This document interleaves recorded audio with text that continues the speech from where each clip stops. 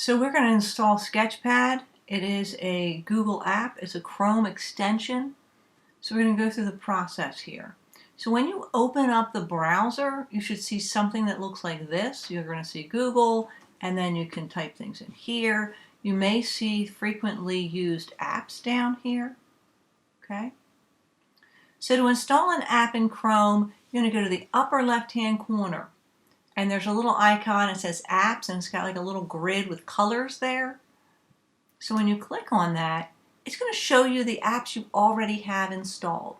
So you might have some of the things that I have, but you're not likely going to have one that says Sketchpad. So we're going to go down to the lower right-hand corner where it says Web Store. And when you click on that, it's going to bring up this window. Talks about all the different apps that are available. And what I want you to do is find the field where it says search the store, and you're going to type in Sketchpad and hit enter. So when you do that, you're going to see some choices. Yours is maybe the very top one. Mine is. This one is the one I want you to use. The one that says offered by Adam Howard. So I want you to go ahead and click that, add to Chrome, and it says add extension. Now, notice how it says Sketchpad has been added to Chrome. This one is like a small version. So I don't want you to use that to open it up, okay? Instead, what I would like you to do is go back to that little apps icon and see if you don't see it in the list.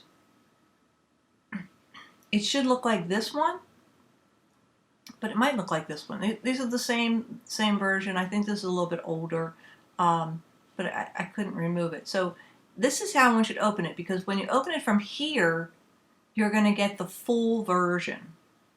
All right. The other one is just going to give you like a little pop-out window. But once you have this, you're going to be able to create new blank documents. So if I go to the plus sign, I can see different kinds of paper I can use. I can use graph paper, a grid, blank, transparent. Like, so if you want to make a logo or something, it's like a stamp, you could use transparent. Most of the time you'll just be using blank. Now, see these different sizes? You can pull this down and you can see all kinds of sizes. For us, most likely we're going to go to paper and choose a paper size. So let's say a normal piece of paper, 8.5 by 11. And I'm going to use that blank and I'll click create. So now I have a new piece of paper and I can paint, I can draw. There's a lot of things that you can do on here. So here's some of the things I want you to look at. Here's the tools.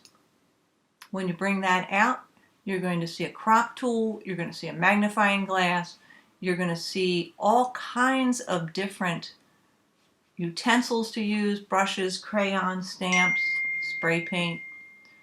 So if we see pencil, you can do all kinds of shapes on here. You can type, you can use clip art, their own, there's just a lot of stuff in here. Many different animals, and type in whatever, and you're going to be able to put different things in. You can also load your own image. So you can put images that you have on your computer onto the screen here. Okay? So I'm going to undo that, and to undo that, I'm going to hit this little arrow. Get rid of that. All right. You can fill with different colors. You can fill with gradients.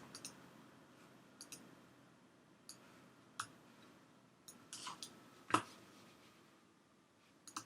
can fill with a solid color.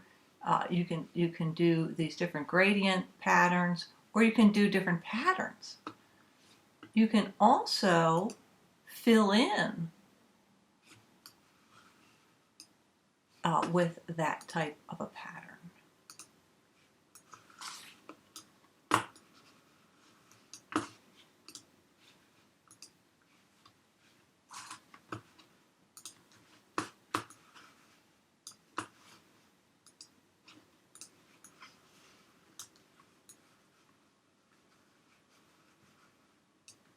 Okay.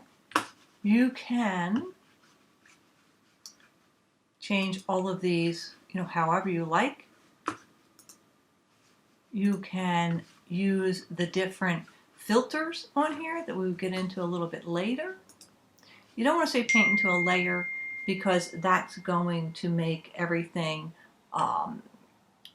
where you're unable to remove it if I say paint into a layer. I don't want to do that because what I can do here, if I go up here to this arrow, this move tool, is select things and move them around.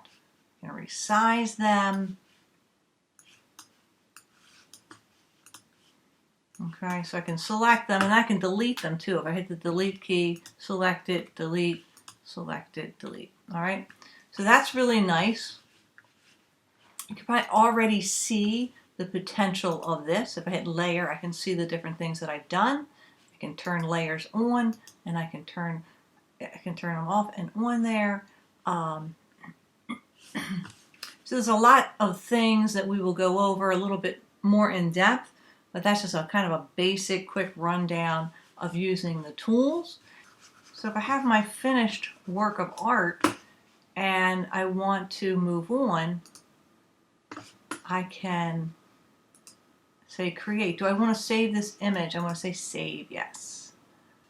If I want to export this image, that is what I would do if I need to turn it in. So if I go down to export, go to share, and it says once you click share, your image will be publicly available. Do you wish to continue? And you can click share. Now you can copy this and paste this into a document in Google Classroom. You could also email this. So that is one way to turn in your work. If I go to the settings, the gears below that, you can store your files in Google Drive. You can also turn that off. All right, but you don't want to do that because you do want your files in Google Drive.